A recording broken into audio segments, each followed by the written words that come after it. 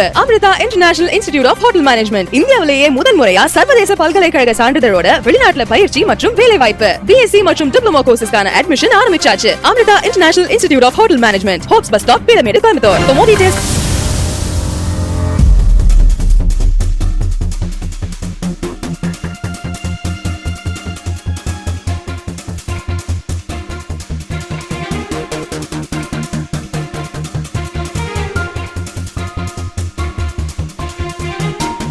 கோவை ஆர்எஸ்புரம் பகுதி ராஜஸ்தானி சங்கத்தில் ஜெகநாத் ப்ராப்பர்ட்டிஸ் சார்பில் மகா ருத்ராபிஷேக பூஜைகள் மற்றும் 1 லட்சம் ருத்ர ஜப பாராயணம் நடைபெற்றது.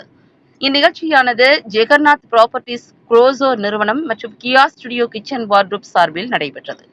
சிரவண மாதத்தில் சிவனை பூஜித்தால் காசி முதல் ராமேஸ்வரம் வரையான 12 ஜோதிர்லிங்கங்களை தரிசனம் செய்த நற்பலன்கள் கிடைக்கும். இந்த மகா ருத்ராபிஷேகத்தில் பல்வேறு விதமான அபிஷேகங்கள் நடைபெற்றது.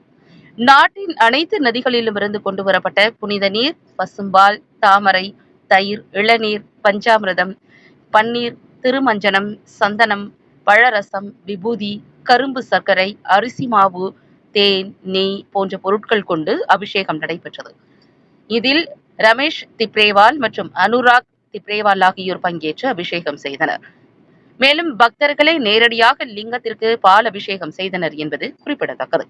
மேலும் மாலை 6:30 மணிக்கு மகா அலங்காரம், இரவு 7 மணிக்கு மகா தீபாராதனைக்கு பின் பக்தர்களுக்கு மகா பிரசாதம் வழங்கப்பட்டது. இதில் ஏராளமான பக்தர்கள் நீண்ட வரிசையில் நின்று அபிஷேகம் செய்தனர்.